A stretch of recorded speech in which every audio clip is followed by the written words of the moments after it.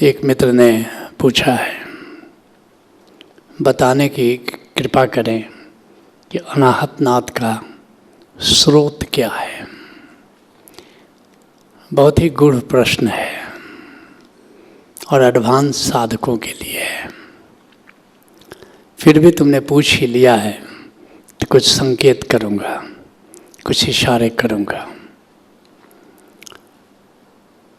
ज्ञान समाधि के मित्रों को संकेत दिया भी जा रहा है, क्योंकि ज्ञान समाधि एनलाइटनमेंट का कार्यक्रम है। कुछ गूढ़ बातें उनको बताना जरूरी है ताकि संबोधि घटे। दादू साहब कहते हैं, दादू अचेत न होइए। अधिकतर लोग अचेत, बेहोशी में, मूर्छा में जीते हैं। कौन मूर्छा में जीते हैं? किसको अचेत कहा जाएगा? चेतन सो कर चित्त, चैतन्य की ओर, आत्मा की ओर जिनका रुख नहीं है, वे बेहोश हैं। दादू अचेत न होइए, चेतन सो कर चित्त। जो चैतन्य है उसको जानो, उसके स्मरण में जियो। अनहद जहाँ थे उपजे, खोजो तहाँ ही नित्य। पता करो अनाहत नाद का स्रोत क्या है, अनाहत नाद कहाँ झंकृत हो रहा है, अनाहत नाद कहाँ पैदा हो रहा है, इसको जानो।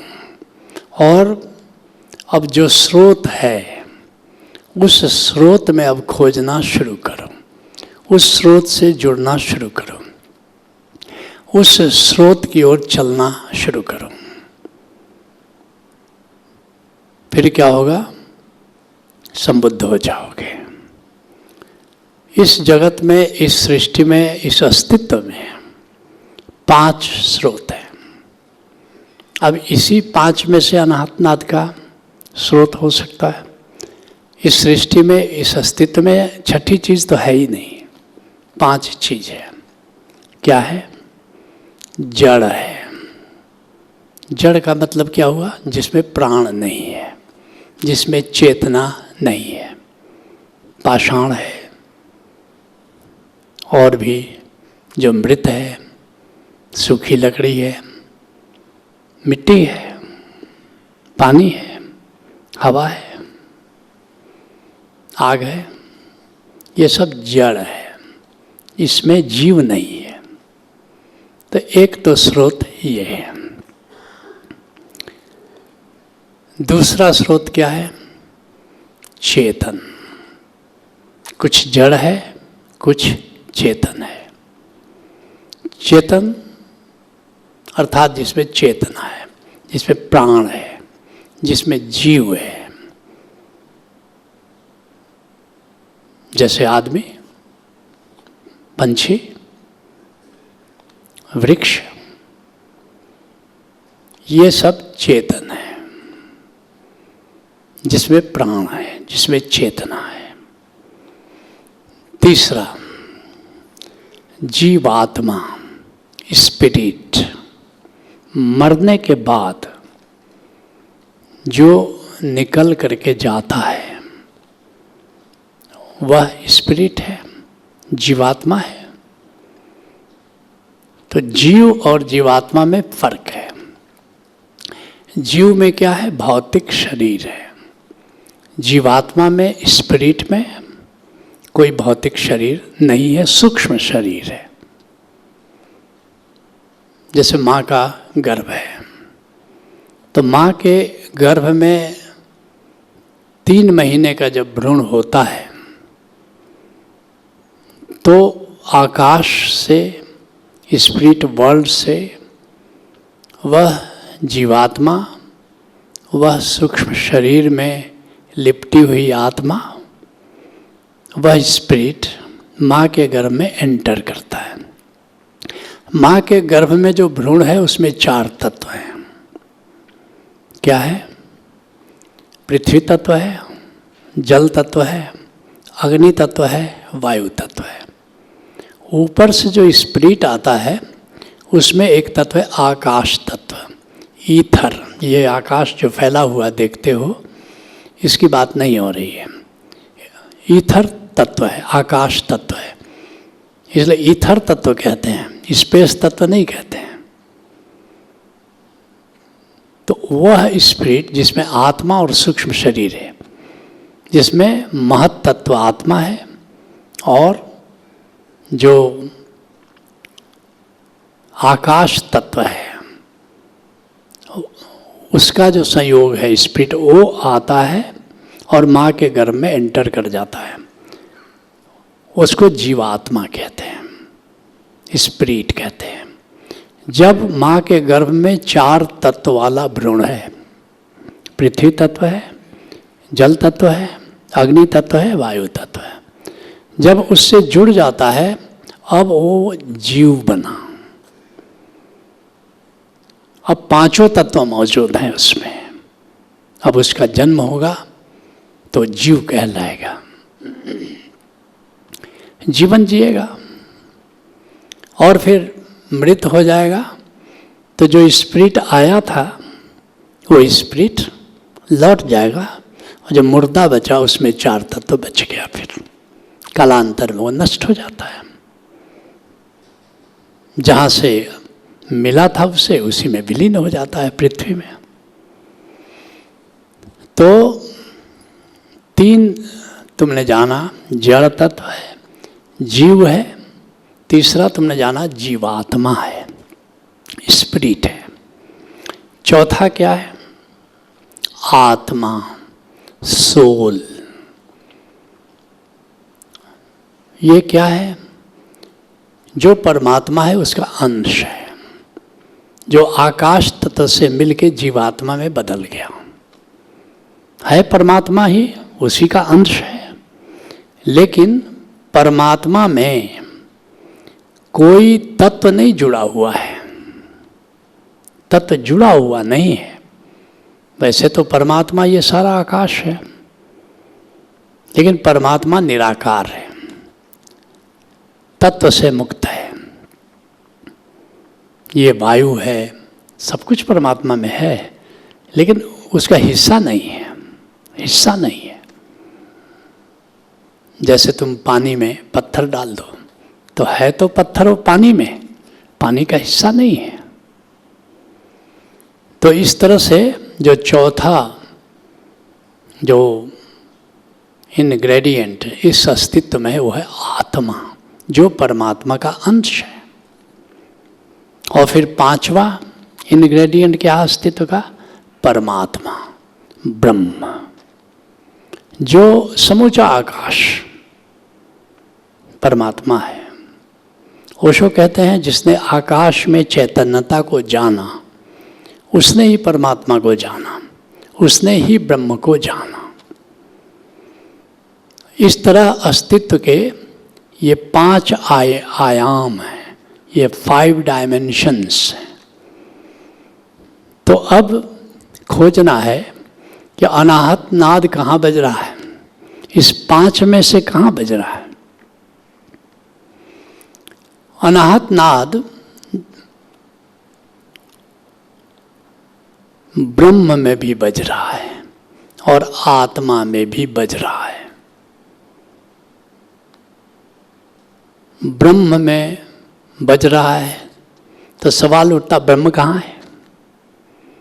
तो मैंने क्या कहा? ब्रह्म सर्वव्यापी है, सर्वव्यापी, ओमनी प्रेजेंट है। सर्वव्यापी का क्या मतलब है? प्रहलाद से पूछता है उसका पिता कि तेरा परमात्मा कहाँ है, तेरा ब्रह्म कहाँ है जिसकी तू आराधना करता है? वो कहता है मैं नहीं मानता कहीं ब्रह्म है, नहीं मानता परमात्मा, तो तुम दिखाओ। प्रहलाद कहता है कि कहाँ बताऊं पिताजी, हम में, तुम में, खड़ग खम्भ में, सब में व्यापे राम। कहाँ बताएं कि यहाँ है और यहाँ नहीं है, क्योंकि वो सर्वव्यापी है। सर्वव्यापी का क्या मतलब हुआ? उससे कोई जगह खाली नहीं है। गजब की घोषणा है। ईशावास्य उपनिषद का ऋषि कहता है ईशावास्यमिदं सर्वम यत् किंचित जगत्यान जगत, वो सर्वत्र है, सब जगह है। और यत् किंचित जगत जो है थोड़ा बहुत, क्योंकि आकाश की दृष्टि से जो पदार्थ है, जो आकार है, वो कितना है 0.0000000, बढ़ाते जाओ, जितना जीरो बढ़ाना है 1%। इतने बड़े सूरज, तारे, ग्रह, नक्षत्र मंडल इस विराट आकाश के सामने क्या हैसियत रखते हैं? बहुत थोड़ा, नगण्य, यत् किंचित। ऋषि कहता है यत् किंचित, बहुत थोड़ा, मगर वह उसमें भी ब्रह्म है, उसमें भी परमात्मा है। गजब की घोषणा है। इसका मतलब ये हुआ कि इस जगत में, इस सृष्टि में कोई भी जगह ब्रह्म से खाली नहीं है। नहीं कह सकते हो कि यहाँ पर ब्रह्म नहीं है। इसी का नाम तौहीद है, इसी का नाम द्वैत है, अद्वैत है। सब जगह परमात्मा है। चेतन में तो है ही, जड़ में भी परमात्मा है। मनुष्य में तो है ही, पाषाण में भी ब्रह्म है, क्योंकि सर्वव्यापी है। कोई जिंदा व्यक्ति है तो है ही, लेकिन वो चला गया, स्पिरिट निकल के चली गई, अब जो 100 बचा उसमें भी ब्रह्म है। बहुत लोग सोचते हैं कि जीवित व्यक्ति में तो ब्रह्म है, मृत में कहाँ से ब्रह्म है? तो मृत में अगर नहीं है तो यत् किंचित जगत्यान जगत क्यों बोल रहा है? सर्वव्यापी का फिर मतलब क्या हुआ? सर्वव्यापी का मतलब है सब जगह ब्रह्म, सब में है। तो जहां ब्रह्म है वहां नाद है। नाद कहाँ बज रहा है? ओंकार की ध्वनि कहाँ से आ रही है? ये ब्रह्म से आ रही है, ब्रह्म से आ रही है। लेकिन अब सवाल उठता है कि जब ब्रह्म से आ रही है, ब्रह्म में मौजूद है और जड़ में भी मौजूद है, तो ब्रह्म जब सब जगह है तो इन 5 जो आयाम हमने बताया, इस पांचों में नाद गूंज रहा है। पत्थर में भी गूंज रहा है, जीव में या चेतन में भी गूंज रहा है, आत्मा में भी गूंज रहा है, और ब्रह्म में तो गूंज ही रहा है।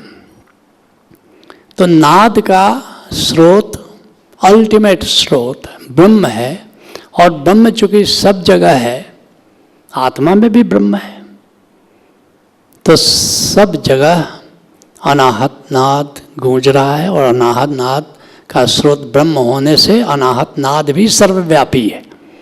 ब्रह्म सर्वव्यापी है तो अनाहत नाद भी सर्वव्यापी है। अब सवाल उठता है कि तुम जहां सुन रहे हो वो क्या सुन रहे हो, कैसे सुन रहे हो, कहां से सुन रहे हो? क्योंकि असली बात है, ओशो कहते हैं कि ओंकार हमारा मूल है, ओंकार हमारा गंतव्य है। ओंकार के पास सरकते चले जाना स्वर्ग है, ओंकार से दूर निकलते चले जाना नरक है, और ओंकार से मिलकर एक हो जाना समाधि है, संबोधि है, मोक्ष है। हम जो सुन रहे हैं उसका स्रोत क्या है? तो फिर हम कौन हैं? मैं कौन हूं? हमारा वास्तविक होना क्या है? हमारे भीतर जो चेतन तत्व है, जो बाकी 5 जड़ तत्व हैं, चेतन तत्व क्या है? आत्मा। दूसरा क्या है? ब्रह्म है। जब सब जगह ब्रह्म है तो हमारे भीतर भी ब्रह्म है। अब यहाँ भ्रम खूब फैला है। क्या फैला है? कि हमारे घट के अंदर आत्मा के रूप में वो विद्यमान है, और बाहर ब्रह्म के रूप में बहिर्ब्रह्म, जिसको हमारा ऋषि कहता है पार ब्रह्म। अर्थात हमारे घट के बाहर का जो ब्रह्म है वो पार ब्रह्म है, और हमारे भीतर जो ब्रह्म है वो आर ब्रह्म है। आर पार, शरीर के इस तरफ शरीर के उस तरफ, आर ब्रह्म और पार ब्रह्म। तो सामान्यतः क्या लोग मान लेते हैं कि आत्मा के रूप में हमारे भीतर है और शरीर के बाहर ब्रह्म है। अगर तुम ऐसा कहते हो, मैंने कहा ब्रह्म सर्वव्यापी है, तो हमारे शरीर में ब्रह्म तो है, शरीर में ब्रह्म है, हर एक सेल में ब्रह्म है, हमारे केश में भी ब्रह्म है, ब्रह्म तो सब जगह है।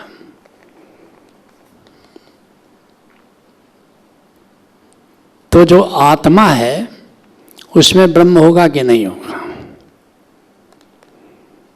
अगर तुम कहते हो कि जहां आत्मा है वहां ब्रह्म नहीं है, क्योंकि ब्रह्म ही आत्मा है, तो बड़ी भ्रांति फैलेगी। तब कहना पड़ेगा हमारे शरीर में तो ब्रह्म है, आत्मा में ब्रह्म नहीं है। नहीं, हमारे शरीर में भी ब्रह्म है, हमारी आत्मा में भी ब्रह्म है। क्योंकि आत्मा किसको कहेंगे? जो स्पिरिट में मौजूद है, स्पिरिट के साथ मौजूद है, वह आत्मा है। और ब्रह्म किसको कहेंगे? जो स्पिरिट के बिना मौजूद है, वह ब्रह्म है। इसका मतलब क्या हुआ कि हमारे घटाकाश में जहाँ हमारी आत्मा है, उसी घटाकाश में ब्रह्म भी मौजूद है। दोनों मौजूद है। क्यों?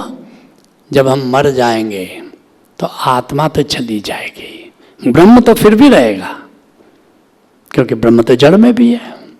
अर्थात आत्मा के बिना, आत्मा के साथ इससे कोई फर्क नहीं पड़ता ब्रह्म में। बड़ी गूढ़ बात बता रहा हूं। जब हम मर जाएंगे तो क्या होगा? हमारा स्पिरिट आत्मा को समेटे हुए पंछी उड़ गया, पिंजड़ा रह गया, मगर उस पिंजड़े में ब्रह्म तब भी है, और ब्रह्म कहीं आता जाता नहीं है, कहीं आता जाता नहीं है। ब्रह्म अचल है, ब्रह्म निश्चल है, ब्रह्म स्थिर है। सारे ग्रह नक्षत्र तारे सब घूम रहे हैं, चल रहे हैं, ब्रह्म नहीं चलता है। रेलगाड़ी पर तुम बैठे हो, रेलगाड़ी चल रही है, तुम बैठे हो, लेकिन जहाँ जहाँ रेलगाड़ी जा रही है तुम भी जा रहे हो, लेकिन अगल बगल जो आकाश है वो अपनी जगह पर है। तो आत्मा तो मृत्यु के बाद स्पिरिट के साथ वो चली गई। माना कि रेलगाड़ी पर बैठ गई, माना कि वो रथी है और रथ स्पिरिट है। ऋषियों ने कहा वो रथी है, रथ पर सवार है, वो नहीं कहीं आती जाती, लेकिन रथ जहाँ जहाँ जाता है उसके साथ तो जाता है। इसलिए ऋषि ने कहा आत्मा न गच्छन्ति न आगच्छन्ति, वो अपनी जगह ठीक है। लेकिन रेलगाड़ी पर बैठे हो, जहाँ रेलगाड़ी जाएगी वहाँ तो तुमको जाना होगा। तो स्पिरिट के साथ आत्मा तो चली गई स्पिरिट वर्ल्ड में, लेकिन जो बच गया यहाँ, ब्रह्म तो हिला ही नहीं। आत्मा के जाने के बाद भी ब्रह्म में कोई हलचल पैदा नहीं हुई, वो अपनी जगह पर है।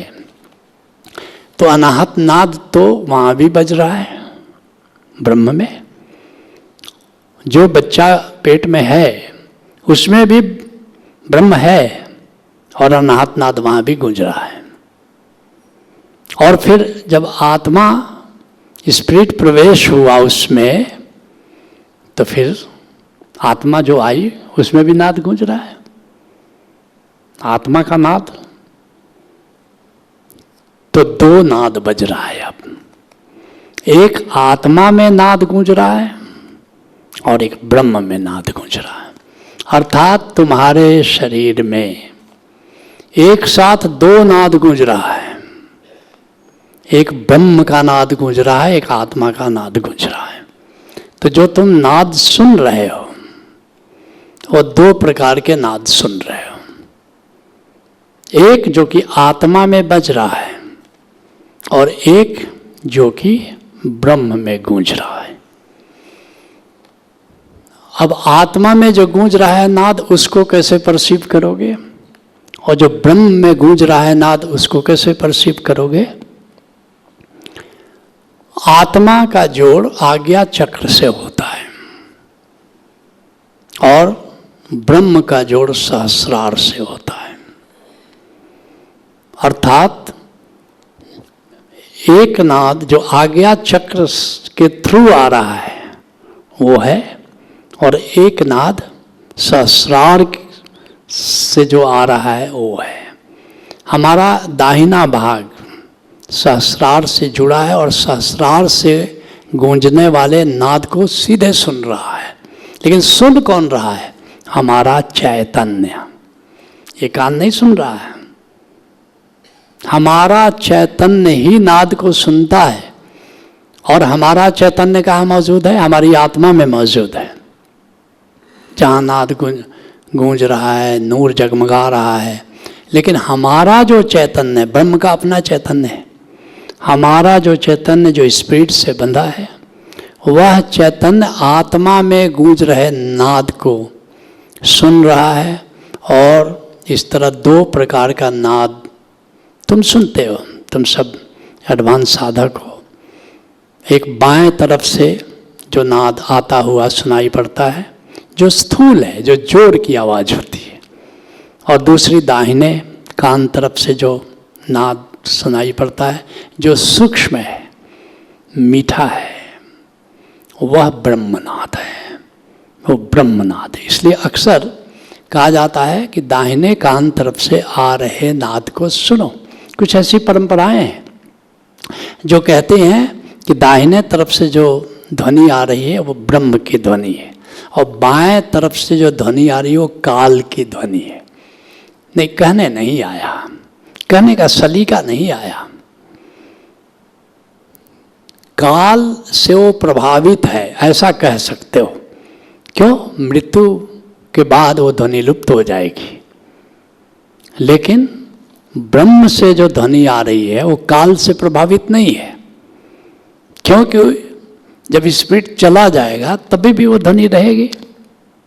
इतना तक तो ठीक है कि काल से प्रभावित है, लेकिन ये नहीं कह सकते कि काल की ध्वनि है तो वो आत्मा की ध्वनि है। तो बाएं तरफ से जो तुम नाद सुन रहे हो वो आत्मा में विराजमान है, और दाहिने कान तरफ से जो नाद सुन रहे हो वो ब्रह्म में विद्यमान है। तो जो दाहिने कान तरफ से नाद सुनोगे तो किससे जुड़ोगे?